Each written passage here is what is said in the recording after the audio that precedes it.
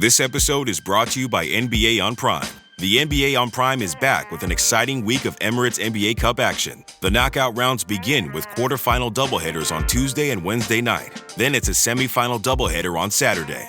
And it all culminates with a championship game next Tuesday night, only on Prime. If you're not a Prime member, sign up for a 30-day free trial to get started today. Restrictions apply. See Amazon.com/Amazon Prime for details.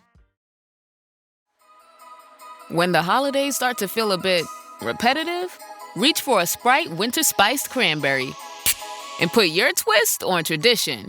A bold cranberry and winter spice flavor fusion, Sprite Winter Spiced Cranberry is a refreshing way to shake things up this sipping season. And only for a limited time. Sprite, obey your thirst. Here's my 30-second story with Guinness. As soon as my sister and I get home for the holidays, we don't even unpack. We head straight to our pub.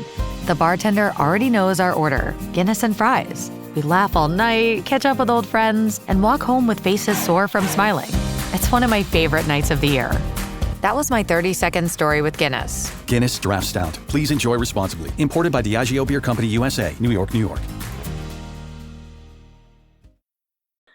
Tonight on Mieri, we despair as half our squad is rumoured to be leaving remiss on the manic actions at the brewery on Sunday and look forward to playing a French side in a European competition away. Stay tuned.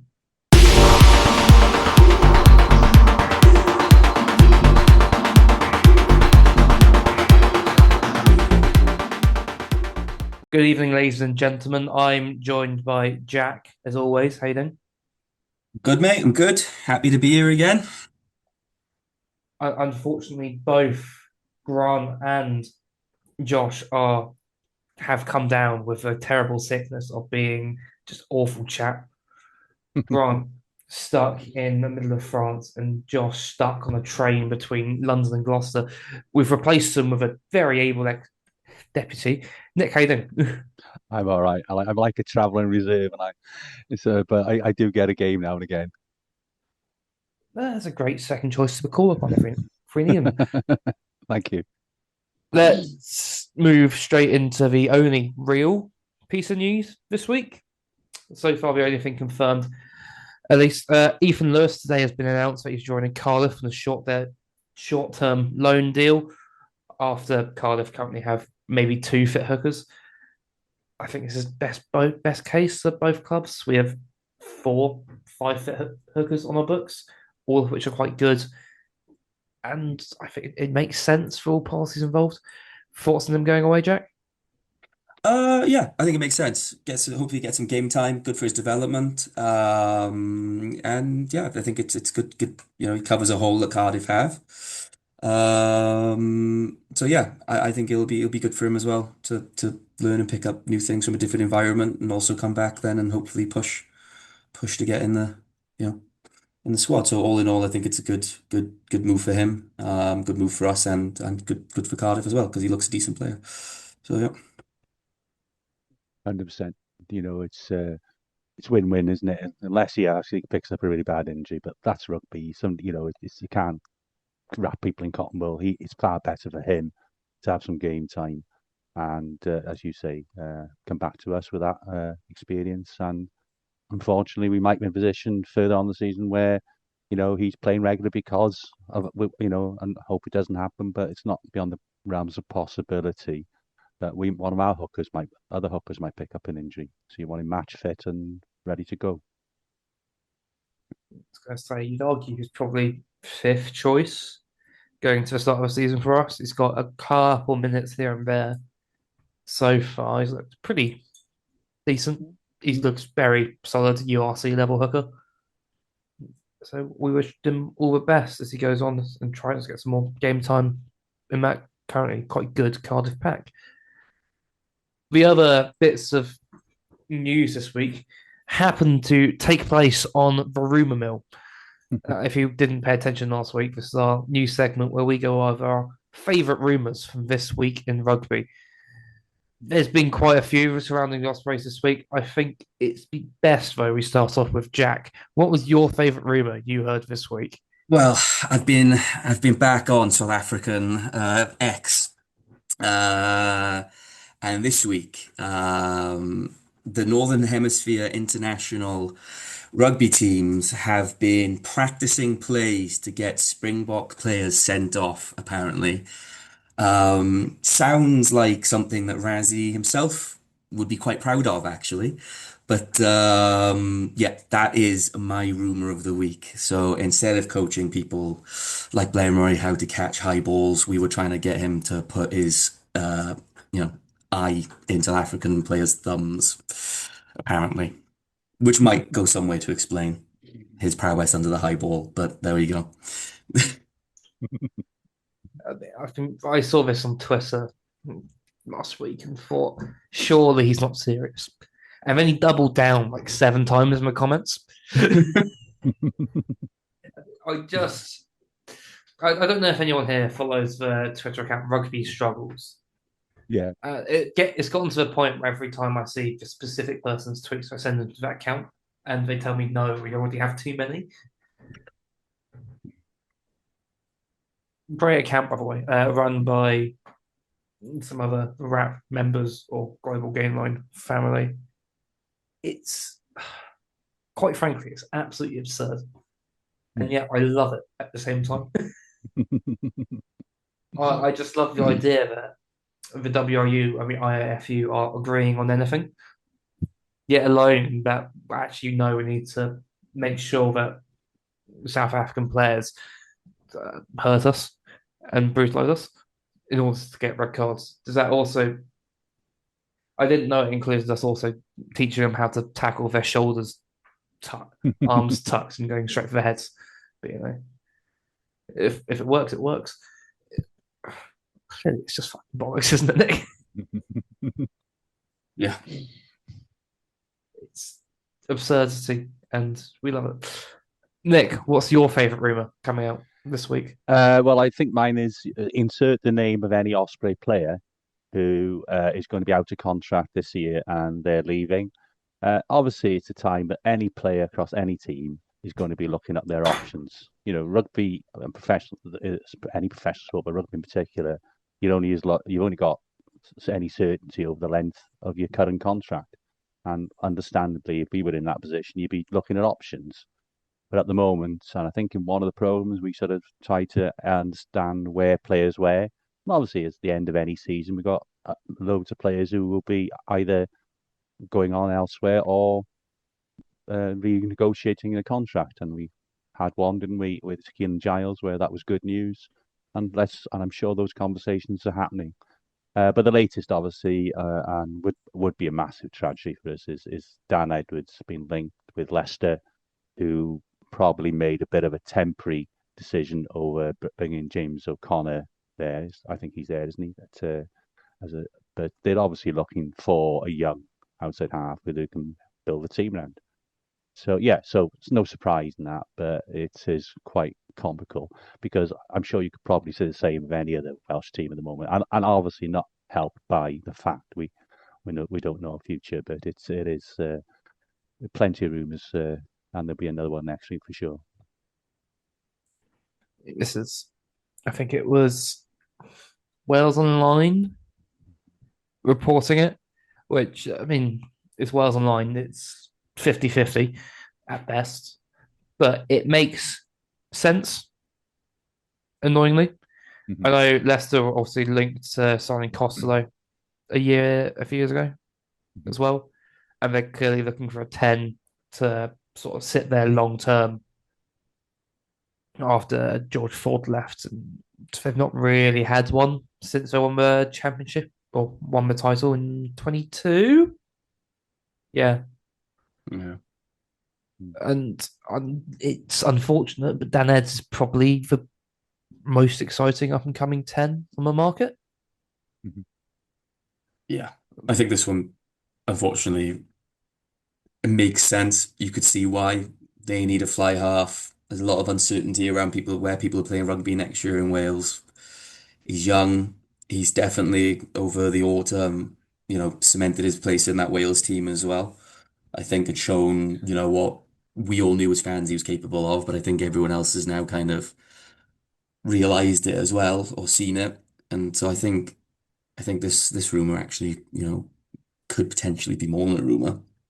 Yeah. Um, but yeah, hopefully not. Mm. Hopefully not. But yeah, I think the big questions would always happen with what would happen with him in Wales going forward if this was to be true. He's obviously not got anywhere near the 25 caps. No, it's a good point. If he gets a reasonable offer from Ospreys, were linked with him last summer before he re-signed. So not Ospreys, Cardiff were linked with him before. Mm. it goes back to that. What is a reasonable offer, isn't it? Yeah. What Mm. is a reasonable offer? So yeah. Have you got one? Troubling times. Yourself, Zach? Have you Uh, got a? I wouldn't say it's a favourite. I'd say it's the bleak reality of where we are. But it's the rumour that both Jack and Dewi have signed for Gloucester, pending to be announced, Mm. according to Times journalist, deputy rugby editor, correspondent. Which once again just sort of makes sense. Mm. Probably our two best players at the moment. Mhm. You'd have thought that Jack could have done better than Gloucester. I know that's I, a, I he know was that's linked a, to he was you linked to know, Sarries for quite a while, to be yeah, fair. that's the thing. I was thinking like you could see him in a series environment or something like that. He's a world-class player. Gloucester are, decent rugby side, don't get me wrong. There's no not disparaging, but Very up and down. yeah, they're not challenging at the top of the table. And I think Jack's the kind of player who should be, in teams that are challenging for, top honours. Um, It's but a maybe bit, he wants to stay close to home. Yeah, maybe. but I imagine he doesn't want to move out of Swansea. Yeah. I'm gonna poo-poo this and say Jack's going to be the captain of the Ospreys moving forward, and we're going to be one of the three teams. And Welsh Rugby Union will finally see some sense and do everything possible to keep our true world-class player playing in Wales, our Welsh captain and our Osprey captain in I, the future. I thought you were going to say to get rid of the Dragons then. Hey, they run a good business. Yeah. Doesn't matter about performance or any improvements over an 8-year Yeah. period since the chair has taken over. We can't, but there we are. It's the kind of positivity I need on a Wednesday. Yeah. I don't think we're. Let's go on to the one positive thing that did come out of Welsh Rugby this weekend. We won a game from out of nowhere. Obviously, Sunday afternoon, Connacht Ospreys. I watched the first 35 minutes and wanted to tear my eyes out with a rusty fork. And then I missed probably the first 20 minutes of the second half. And I realized we were back in the game and somehow we won it. Uh, Jack, what the fuck happened? Mate, that first half was not good, was it? It's an understatement. It couldn't, losing the physical battle, losing the scrums. Just, I was watching it thinking, oh no, like no. Um, Weirdly, and I don't know what you think, but I think Garen Phillips getting sent off might have actually kind of helped slightly in the end because it brought Gartom on, and that shored up the scrum a bit.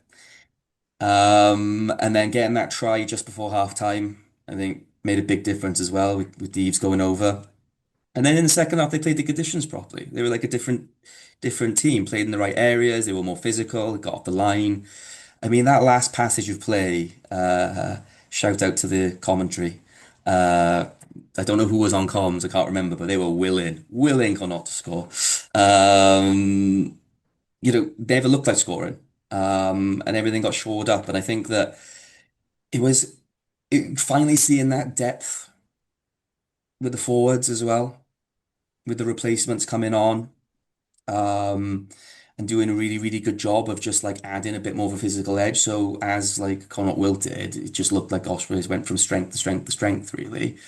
And in the end, like it ended up being a really good win. And fair play to I've said in the podcast a lot that there's been a problem with loss of momentum, and then once the momentum's gone, struggling to wrestle it back. I've said that in a few episodes, but this time around it was the complete reverse, which is actually they came out and they played a really, really smart game, played the conditions, played a smart game,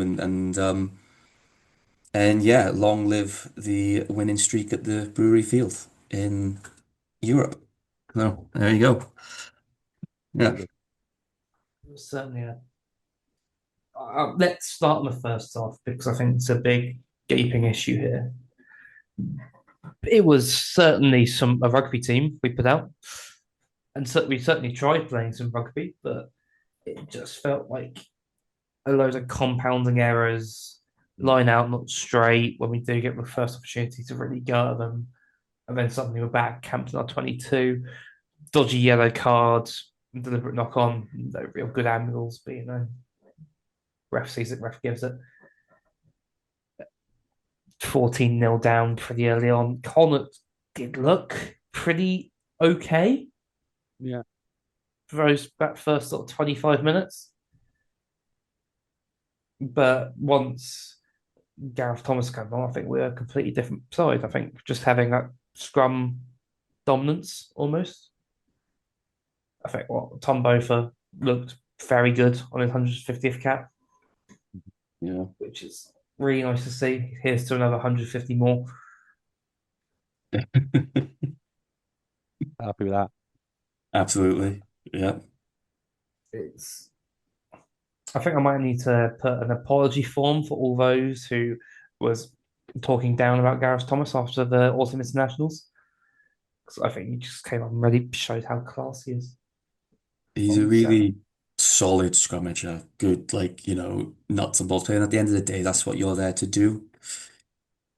I know it sounds really like stupid, but it's like, well, like, what's the point of having a prop who can't scrum? I was like, yeah, you could be good around the park, like fair play, but if your set piece is terrible, then what's the point? And that's what he brings. He's just really, really solid. Um, yeah, I thought he probably thought he was gonna have a quiet weekend, but nope, there he was, 26 minutes in or 28 minutes in, Yeah. off the bench, shoring up that scrum. Obviously, I'm not an expert on the scrum, but I do know that Duncan Jones on the third penalty, which was given against us in the first half, he was remonstrating with the assistant ref touch judge. Just did his French Gaelic for a shrug of the shoulders. But he, as I say, Duncan Jones knows an awful lot more about scrummaging than I do. Was not happy with the third penalty. But once that happened, we did the right thing, didn't we? And as I think Zach said, it was almost a blessing in disguise having to bring the yellow card for Ratty so that we could see the difference when Gartom got on. Yeah. It certainly made an edge. It was also really pleasing to see Reece Emery come back Yeah, and keep up that scrum dominance to the point where we're pushed. It felt very less the Tigers away, especially for our third try, where we get the prop spinned and we're down to uncontested scrums. Yeah. Yeah. If he could, if Reece Henry can, as you said, if Reece Henry can stay fit and not get injured, wouldn't surprise me if he ended up in a Six Nation squad. Wouldn't at all. he's got, as you say, Jack, first and foremost, the prop's got to be able to scrimmage, and he can certainly do that. But Yeah. what is perhaps not recognised by us, by people perhaps who aren't so involved in the Ospreys, is what a good all-round player he is. Good Yeah. tackler, good hands, you know. I think he's currently our third choice scrum fly half. Exactly. So, yeah, I think that really augurs well. And obviously, I assume when we're going to talk about it, we'll see Ben Warden. I'm not aware that he's injured. So, yeah, but that's going to be key for us moving forward. If we can have a little bit of depth at prop in both sides of the scrum, I think that's really good. Garin will obviously spend a lot of time analysing those scrums with Duncan this week. So hopefully, whatever happened there, he'll learn from it and move forward. So I wouldn't write Garin off either yet. I He's, think Garen was quite unlucky with the referee, to be Mm. fair. A lot of the calls look very 50-50. on what was at the end of the day a very muddy and very slippery brewery field turf. Mm-hmm. Yeah. That probably sums up the story of the first half. The second half was superb. Just it looks like the best of rugby we've played all season. Convincing, going forward, turned on, sharp. Dan Edwards came out after half time with a chip in his shoulder, wanting to do everything perfectly, and looked awesome, quite frankly. You look brilliant. I think that centre partnership looks so good, by the way. It does. Like Boshoff and Singer, like it looks really, really, really, really good. Really tidy. Like it's almost got that touch of like you know, that kind of like Hadley Park's kind of like I am just good at the basics, nothing too flash, decent feet, and like good hands. Done them both. Boshoff and Singer, like I think they played really, really well, particularly in that second half in terms of creating space and moving the ball. Yeah, it was just a completely different game. It was nice to see Ryan Smith get a try as well. I thought he It had a was superb. really good game. Yeah. Him Really, and really good game. him and Reece Davids look like a proper international quality lock pairing. Yeah. Yeah, it's starting to look as if again we've got some real depth at second row, which we always knew, but we had to sort of see Ryan really to a couple of games. You know, he played well up in Edinburgh, and he was even better on Sunday. So you know, when you start putting Ratty can play there, obviously, you know, Fender when he's fit back into the equation. We've got some, you know, really good stock in the second row as well, which, you know, as we all say, the physicality and the nuts and bolts of the game have got to be right for the centres and the rest to look good. So we've got to have that, and I think we will have moving forward now for this next block of games. Yeah. Obviously, shout out Justin Hopkins, who looked Mhm. very lively on the weekend. Arguably could have had 3 tries. One for a 50-54 pass, one, if not for a superb cover tackle, and obviously got the winner right at the end. He's turning into a properly good sort of Yeah. URC level winger. Mhm. Very Yeah. consistent. It's nice to see him develop so roundly. Obviously, there's a bit of concern he might just end up being another fullback, but it's nice to see him develop on even further. Do you guys have any more standouts? Not so much a standout, but as he lights up any game, it's great to see Kieran Giles back out there as well. And you know that again gives us options out wide, doesn't it? Kasende was good. Jack's already alluded to a very good centre partnership now. Ruben showed great vision. I think everybody in the crowd was shouting, "Kick it to the corner." He didn't, and well finished off by Phil Cocker. He still had a little bit to do. You know, he still had to power his way over. So yeah, tremendous. The other thing I felt was Tips's defence was excellent. You've mentioned it, Jack. Zach, sorry.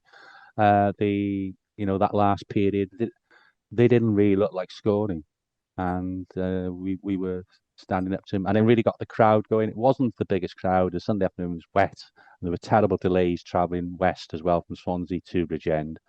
But those that turned up thoroughly enjoyed, I think, and there's a hell of a good atmosphere by the end of the match. So again, that's going to be good when we come to some of the games we've got coming up over Christmas.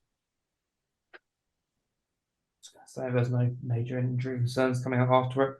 It was No. a superb performance. It was a superb occasion. Mm-hmm. Only Welsh team to get a win in Europe so far. Mm-hmm. Try and get rid of us.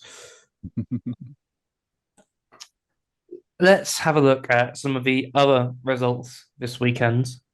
In that case, some from around the community. Unfortunately, Grant isn't here. He's currently somewhere in France with a bottle of currant trout.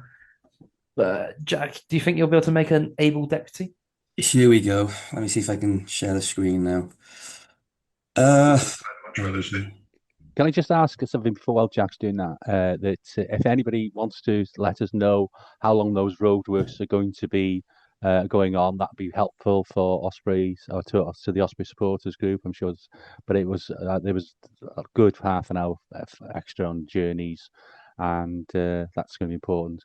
And not so much for when we're all there for the Munster game that we're coming from different directions. But I think you need to add half an hour plus if you're travelling from the Swansea Neath area to the ground. All right. I think everyone can see it. Can everyone see my screen? We can. Yes. Brilliant. So we'll start with the SRC. Aberavon 24, Ebervale 45. Disappointing for Aberavon there. Premiership, Neath 29, Llanelli Wanderers 23. Championship West, the Cup. We got Ammanford 21, Trebanos 20. Bedwas and Gosainen wasn't played, but I believe that means that Gosainen won. No, with a V? Am I wrong? I don't know. We'll glance over that one. Yep. We've got Hendy 13, Aberavon Green Stars 19 in the Division 1 Cup. Division 2 Cup, Neath Athletic 20, Wattstown 32. This, oh, that is, hang on, there we go. Division 3 Cup, we've got Tom Mauer 24, Brinkhoch 20, Timby Athletic 29, Maesteg 12. Bridgend Athletic seconds 8, Cardiff Met Athletic 0. Again. 0. Cairo Ely 17, Dunman Athletic 23. Cobra Athletic 8, Tondi Athletic 14. Kenfig Hill 13, Trethi Clouth 5. And that is it for the community results. I think Not a a lot of huge. games. Sorry, a lot of games were Yeah. called off. The weather was horrendous in South Wales. Yeah. Well, Yeah, I was going to say we did mention the fact that in the second half, Connor had to kick into that wind, which probably helped the defense massively, didn't it? yeah. 16th man, the wind. The funniest moment of that game was when they had that penalty at goal. It made it to 10 metres before our post and just sort of stopped. And then Dan thumped it back down the field to sort of their 10-metre line. And they kicked it on the full, Yes, you're right. Yeah, which yeah. is I remember by that. far the funniest bit of the game. Let's head into as we head into the final part of this show. Remember to like and subscribe. It's only a short one this week. We don't really want to talk about the sad bits anymore. I'm getting bored of it. But if you're enjoying what you're listening to, please drop us a follow on our social medias at Ospreys Erie on Twitter and Blue Sky. I don't know if we really use it. We're also all over Facebook. If you can subscribe and rate us on your podcasting platform of choice, it would mean a lot. Let's move on to the big game this weekend. Away in Montauban. Obviously, we've got one reporter already out there playing a French team who haven't been going too well. Are we confident? Or are we a bit more hesitant? I guess it's more. Do we think we're going to go full out? Or do you think we're going to rotate? I think I heard Mark Jones into. He sort of gave the impression that players who have been involved in the international block played. Some of them played last week, and others then will had last week off and will be playing this week. So I think we'll have a very sort of similar team. Get the impression, which is really fantastic news, and BBC rugby correspondents have put it that they do expect Owen Watkins to be back and to be involved. To catch a glimpse of him on Sunday. So I think we'll have a mixed team, but I certainly no reason we can not go out there and get a result. You know that for them it's a funny one, isn't it? Didn't they? I think they lost, didn't they? Did they lose in their first game? So it's whether they have that French mentality. It's a home game. We've got to make it a fortress, or it's look, this isn't that important. Let's just give people a bit of game time who haven't been involved and save our best players for the week after for the next, the next league match. So it's very interesting. But even whoever they put out, there's no reason why we can't go out there and win and have another famous win on French soil. Well, they lost 41-17 to Zebra. Right, that's it. Yeah. That would suggest they're not taking it that seriously. Hmm. I don't think they've won. They've won one game in the top 14, but I don't think they've won. They've won one against Perpignan, who are bottom and haven't won any. Yeah, So so I don't see them, you know, what's more beneficial, isn't it? Like going out fully loaded to beat the Ospreys in a European Cup that doesn't really do anything with staying in the top 14. I see them, playing maybe playing this, not playing a full strength team. Um, and I think that for the Ospreys, actually, I think this competition could be a bit of a springboard. Could actually help them. We didn't have the best of first blocks. It was a bit up and down. So judging by the Connacht game, it would be a shame to take that and then follow it up by also putting out, not the full strength team that's available to us and letting that momentum slip because I think you can carry that momentum into the league. I mean, as we talked about last pod, it might finish in top eight in the URC, but probably not going to win it. Whereas there's a chance that you could go deep into this tournament and there's a good feel good factor. Nothing would say, you can't get rid of us, much like going deep into a European competition, I don't think, to be honest. So yeah, I expect, I would like to think there'll be a win because I think that the two teams, I think the Austrians will put a strong team out. I'm not convinced the Motorvan will. So yeah, I don't know what people think, but yeah. I'm What about you, currently, Zach? I'm currently looking through the Montalban squad, and it doesn't look that good. No. It looks thoroughly beatable. There's not many big name internationals. The biggest name I have is probably Via Fafita, who has Mhm. notably not won many games. This is us, especially of Yeah. late. It feels like this is a game we can target and really get on top of them. They're going to be big, they're going to be physical, they're French. But if we can match that, we should probably have enough quality in the backs, no matter what, at this point. Yeah. I think the interesting thing will be what team we put out. Do you boys want to have a quick guess at the starting 15? I think just before we did, I think I'd say there's. I don't think we'll see Dan out in France this weekend. I could be wrong. I think he will give him this weekend off, given what he said. Maybe Ruben as well, and bring Hardy back into the equation, who hasn't actually played since he hasn't played an awful lot for us this year. So I'd certainly would hope to see him involved, and probably give Deavesy a week off as well for the big games coming. And Gwilym Evans has looked decent when he played. He had a hell of a good game up in Edinburgh. So yeah, I think maybe with that in mind, there'll be a couple of changes. Uh, then you start Keelan this week, for instance, and give Sunday rest. Sunday a week off. Again, looking at bigger games. It's a good position to be in. Do you play, do you reckon they start Garen Phillips again, give him another crack at it?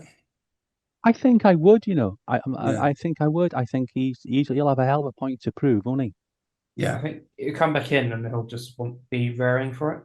Yeah, Like he'll be wanting to go out and smashing people. yeah, He'll admit himself he didn't get the Red Bull Green and have his best game. He'll just be wanting to say, I am good enough. I should be mm, playing for the Ospreys. I'm looking to start. And that's what we want. And then we still got depths at loose head. Steph yeah, Thomas is still yeah. around.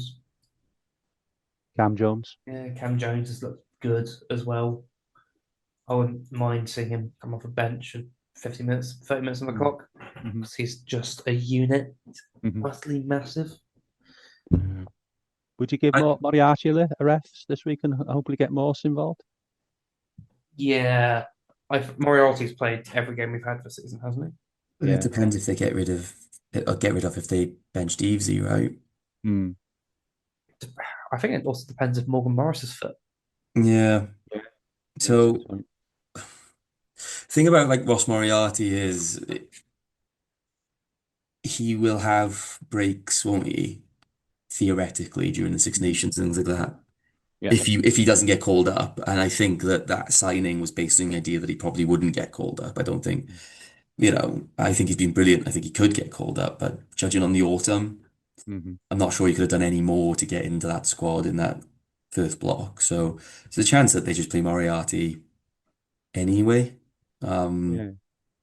And I think the other thing is, of course, he's got plenty of experience playing in France, hasn't he? Yeah, So having somebody who's been out in the type of environments, that would be positive. So yeah. I can see arguments both ways really on that one. And yeah, if they rest Dan Edwards and they rest Deves and they rest, you know, Morgan Williams, Yeah. how many changes do you want to make? Because if Dan Edwards isn't playing, that means that you're already going to have Walsh a 10, which means Nagy comes in at 15. Um, I don't think you want to change that makeup too much. So I would say if the boys are, I'm gonna throw a rogue one out, but do we give Lewis Edwards a run out of 15? Yeah. He's He's been been outstanding, awesome for isn't he? Swansea. could Yeah. do, he's, as I say, he's a unit. He'd be good under the high ball. Like, 6'4", yeah, that's part of. given how important that is, it's not a bad shout. Um, It's but again, it's depends on how much you want to win this game, isn't it? Then how much you want to change up in a group stage, and yeah, And also, who, if we do think that Dan's not playing and Jack obviously will Jack Walsh step up to 10, what would happen? Who would go to 10 if Jack was knackered for 10 to go or, picked up a slight knock? We've got to have somebody who is capable of going up to 10, haven't we? Because there wouldn't be anybody if Dan's not even in France. yeah, yeah. So based on that, I'd say Dan's probably going on the bench, maybe. Yeah, maybe. Yeah, just probably just as injury cover. Yeah, yeah, yeah. Let's go 1 through 50. Just leave no holes. I'd imagine we'll probably start at Garen Phillips again. yeah. I think Yeah, we'll set them up yeah. collectively. Do we think Derry comes back in, or do we gonna stay with Sam Perry and Lewis Lloyd on the bench? Happy either way, really, if I'm honest. I'd Nothing be I'd say against it. Derry probably comes back in. Okay. I reckon. Like if you take out the other, working on the basis we take out the other Wales players who are in the Wales squad, it'd be good to have Mm, someone like Derry coming back in while taking out. You don't like it's like, for me that would be like a kind of like a we're losing some places but we're gaining in others, mhm. so to I speak. guess it helps with the sort of leadership voice he Yeah, might come Yeah, up into. yeah, yep, yeah. Sam Parry off the bench, I imagine, to get him all try at the ends. Hmm. yep, Do we? I think it's time to give Tommy Boy for a rest. Yeah, I'd agree. Start recentering. Yeah, yeah, I think so as recently. well. But he is coming into form, Mm. Tom Botha. He's looking better than he has done in the last few weeks, isn't he? I still give him. I want to save him for Munster at home, Yeah, arguably. Yeah, yep, yeah. I think Reece Henry comes in as well. Yeah, Ben Warren on the bench makes sense. Give yeah, yeah. him some game time after being with Duncan and Wales. Mhm. Yeah. Into the locks, then I wouldn't change it if both are fit. Rhys Davies obviously only played against South Africa. Uh, I personally would consider keeping him with Ryan Smith. Ryan Smith would definitely is one of the second rows for me. It's whether you put Hugh Sutton in or if Fender is fit to give him a game. But Ryan Smith's got one of them for me anyway, one of the second row berths. yeah, I think having Reece Davis will be massive going away in France Yeah, by the nature of their size yeah, and the fact he's probably the biggest physical specimen we have. yeah, Just yeah. makes sense. Hmm. Let's keep Hugh Sutton covering the bench again. Yeah, He always brings on impact, covers six as well. yeah, Back row, we're gonna keep James Ratty, I imagine, at six. yeah, yeah. I would. It's change. I think Moriarty at eight. We bring in Morse at seven. I wouldn't put it 7. I don't think it's his best position. I know he can do a job. I'd like to see Gwilym Evans give him a go at 7. yeah. I agree. I don't think Morse works as a 7. Doesn't, yeah. He's not quite got the nous of it. He's got all the physical attributes, but it's just not. Yeah, you want him. you want him running, don't you, really? That Yeah, explosivity and the change of direction that he's got. It definitely, for me, like, I know there's a lot of talk about, oh, he's play seven, he can play six, but he's an eight. yeah, I think he is an eight, and I think that's his best position. I'd like to start seeing him playing there more. But you know, when Morris comes back and Moriarty, it's tough. It's a very big, you know, it's a competition for that place, Stacked. definitely. Yeah, but then again, Moriarty can play six, right? Yeah. yeah, Which I think would be a brilliant back row, which is Moriarty six, DZ seven, and Morse at eight. I mean, it has been brilliant so far this season. Yeah, It was great out in South Africa. yeah, mm, I was gonna say that back row still feels quite good with Willem Irvinson. Give him a run out, see what he can do. I still have Morsey on the bench. yeah. It feels like the number 20 shirt is built for him at the moment, at least for Wales. Him coming off the bench here to run around a load of tired French forwards feels quite nice. Yeah. yeah. 9 and 10 men. We giving Hardy a start? Yeah, I'd say so. Yeah. Yeah, I would as well. What Hardy and Walsh pretty set in stone with what Lukey Mm, Dye and Dan Evans on the bench. Yeah. yeah, yeah. Is right. So Lukey Dye scored the last winning try we had when we were out in France. The centres, I think, is where it gets slightly more interesting. Mm. Obviously, Watkins back. Do you think he comes in to start straight away?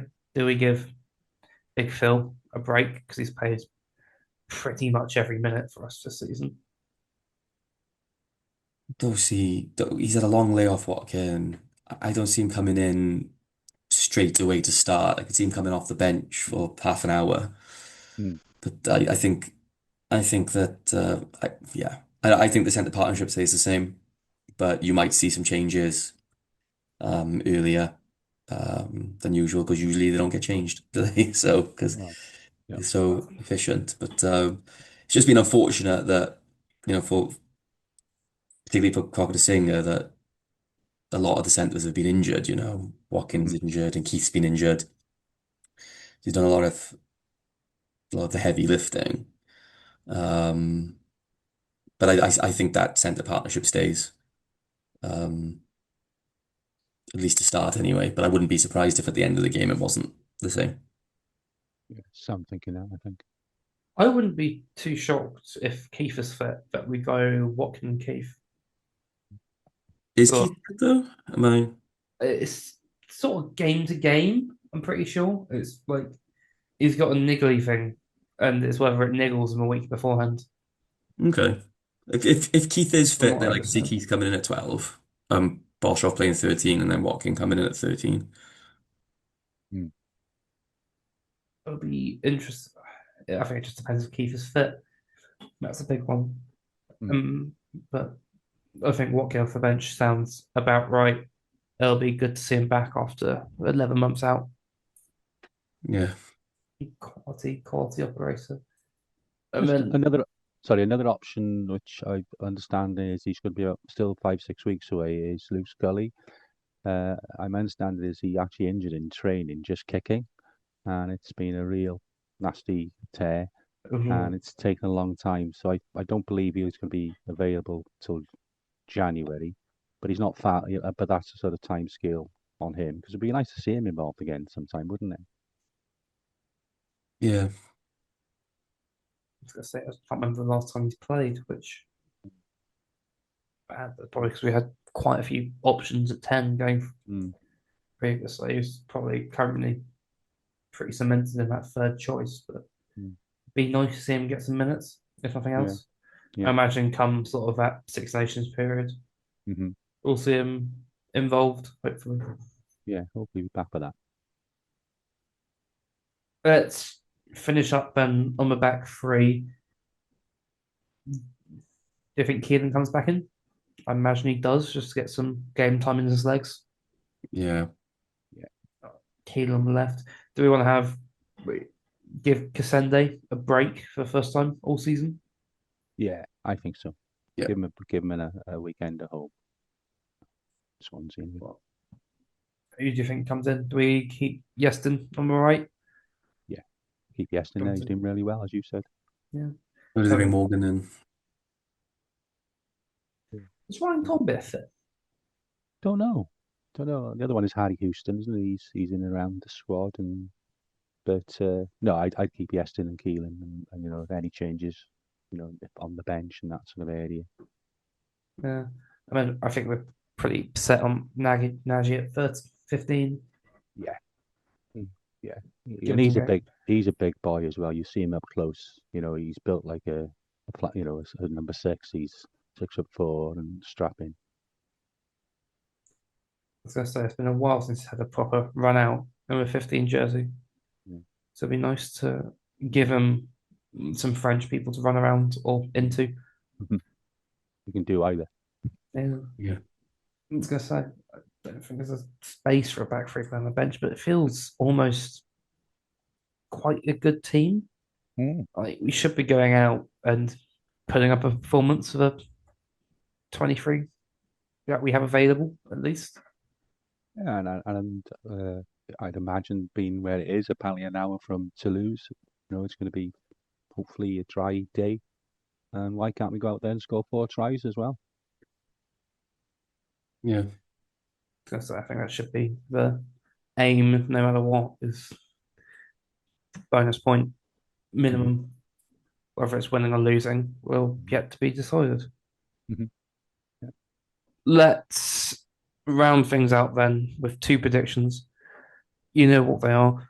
Something funny and a score prediction. Nick, do you want to start us off? Yeah, I'll go Ospreys by 9 with a bonus point win. And unfortunately, we might have to see somebody escorted from the ground and wearing a Osprey supporters bucket hat.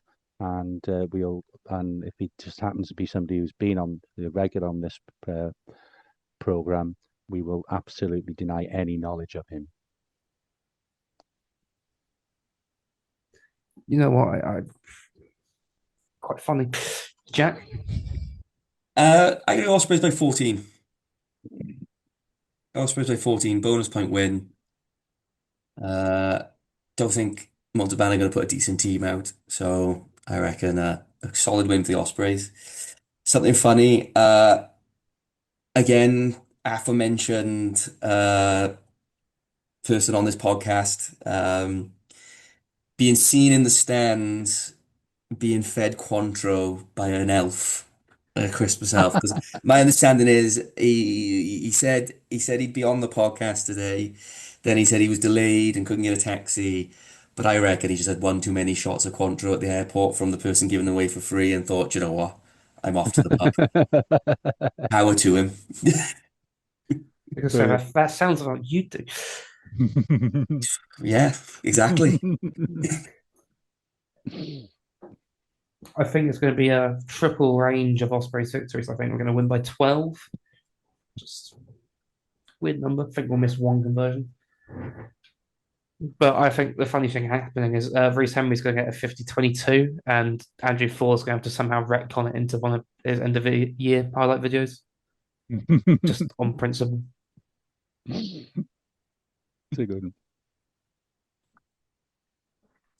I don't think there's anything else for this week, gents. Any other Ospreys related facts and feelers before we go out to France away? No. We'll call it there for this week then. Thank you, ladies and gentlemen, for listening. We've been Brewery. We'll hopefully see you after a positive result next week. Ta-da. Take care. Take care.